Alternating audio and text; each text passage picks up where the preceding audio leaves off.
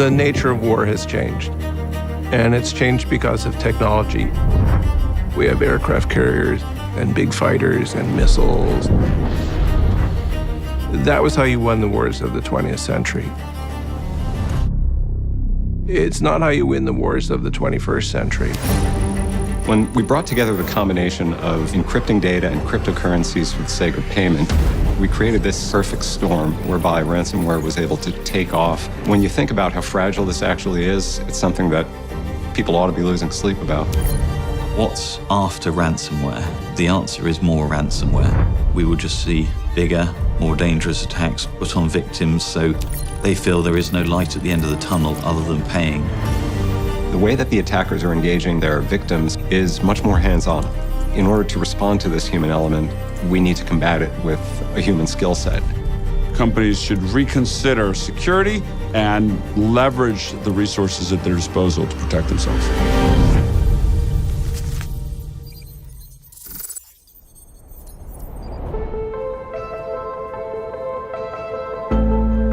Today's companies and economy depend on the ability to safely transmit data, everything from the transactions that we're engaging in to our personal records. With the advent of cryptocurrency, it offers unique opportunity for illicit actors to transfer value across borders with speed that was not previously possible. However, with that comes a loss of anonymity. They get paid and they receive those crypto, and then they begin to move that through a series of wallets and services in an attempt to obfuscate the trail. And that's what makes blockchain analytics so fascinating, because we can literally follow those digital breadcrumbs until they ultimately get it to a place where they hope that it's safe and they can cash it out and turn it into things in the real world.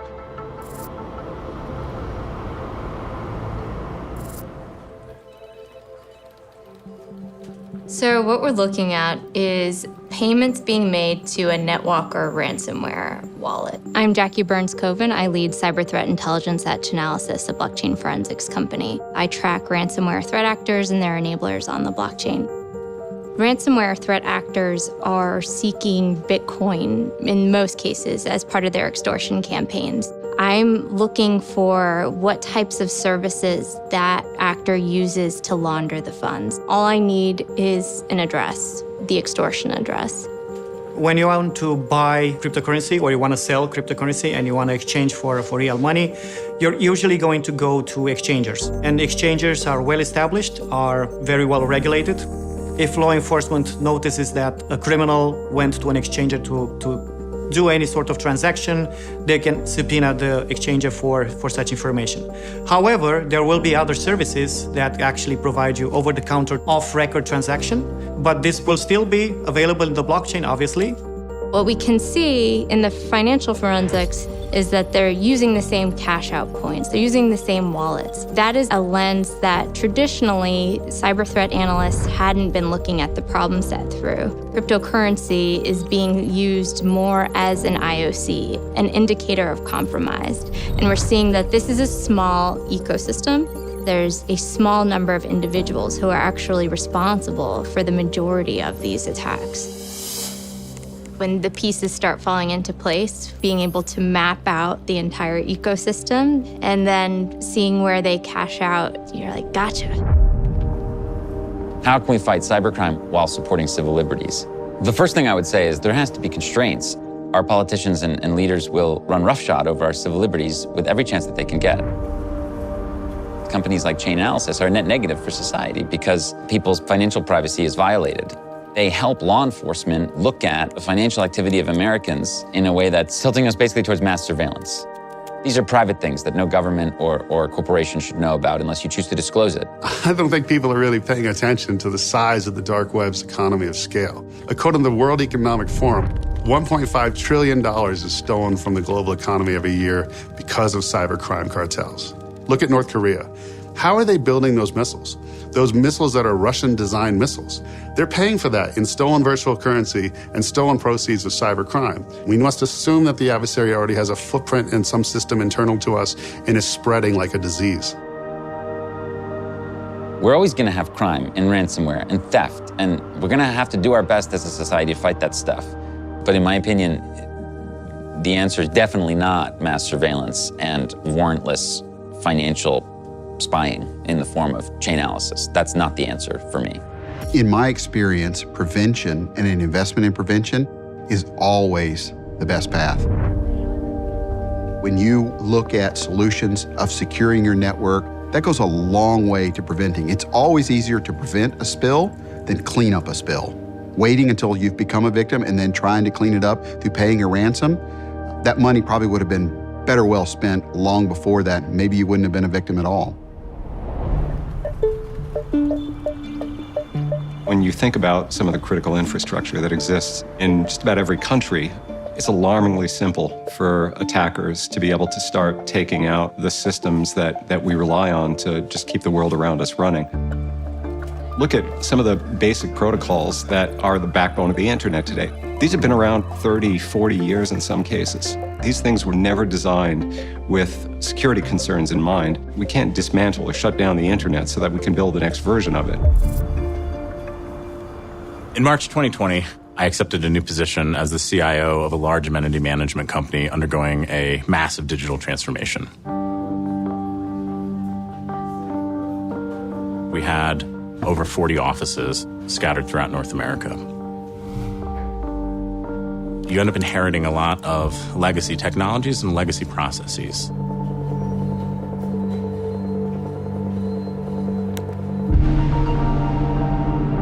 Unfortunately, we got hit with a cyber attack. Got a call from my IT director. He was explaining that he was witnessing our file share being encrypted in front of his eyes. Our weakest link in the organization wasn't our systems. It wasn't our processes. It was people.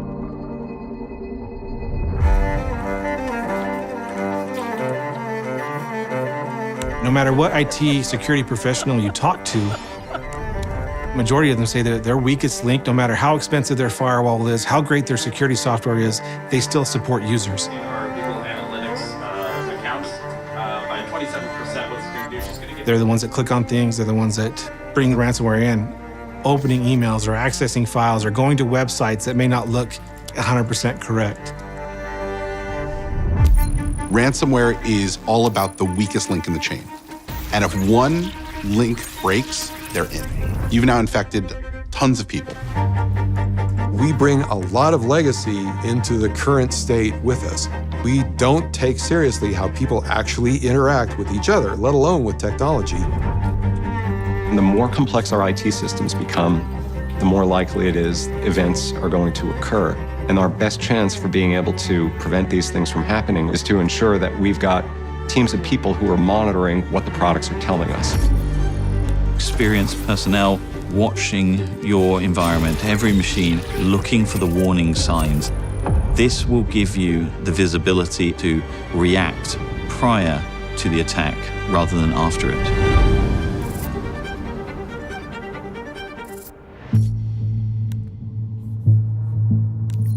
Cybercrime has become very much a commodity. There's a lot of toolkits, frameworks, infrastructure. The barrier to entry has become very low, and a lot of these tools don't take a lot of sophistication or skills to execute. There's been a lot of discussion about the personalization of warfare. The problem with ransomware is a lot of the effects are not clear right from the beginning, so it's not like a kinetic attack. Hackers are pretty careful of staying below a threshold. That threshold is the use of force. How far can I push without triggering kinetic conflict or a nuclear conflict? The rule in cyber warfare is stay below that threshold, and it makes it really hard for your democratic opponents to respond to you.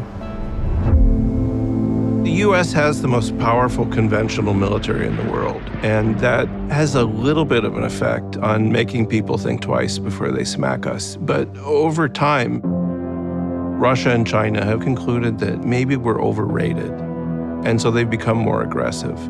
We will have to change how we engage with our opponents. I think it's wrong just to look at the ransom. The broader picture is the data, the value that that has, and what stance a nation should be taking to protect. There needs to be a fundamental recognition that the data that we hold is really, really valuable. Focusing just on whether ransom should or not be paid, it's missing the crucial element.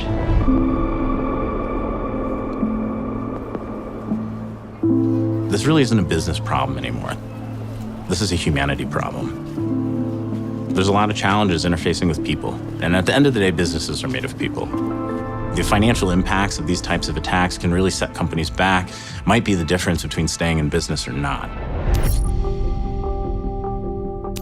CEOs of companies are hoping that it's not going to happen to me. Well, hope is not a strategy. Okay, so you have to be prepared for when it's going to happen. To think that anyone is immune is to fool ourselves about security. What we can do is try to make ourselves more difficult. So if you can make your defenses more and more that they may focus elsewhere, that's one of your main goals. If we compare the underground economy and where we have the crime as a service, probably the same model has to come into the cybersecurity as well. So you need to have cybersecurity as a service. The internet is a 24/7 game, and a lot of businesses don't run a 24/7 business. You can hire and outsource this team that provides that expertise and the people sitting behind the technology to make sure that the technology works. We're starting to see progression towards more of this combination of technology and services. It means you have confidence that you're not being exposed to risks you haven't adequately anticipated. Most companies can't afford the resources that are necessary to fight the sophisticated hackers that are sitting on the other side, and yet their data is worth protecting. Working together to pool those resources, not just through an insurance, but through actual cybersecurity, that's changed the game completely. I would ask all of you to challenge your bosses, the companies you do business with, and the policymakers to not only invest more in cybersecurity, but really take it as a priority to root out these rogue nation states that have set up shop. This is no longer a question of awareness. This is a question of importance. We're going to continue to leverage advances in technologies to our advantage, and we are making progress. So are the attackers. We just need to make sure that there are more of us doing more good work than there are of them.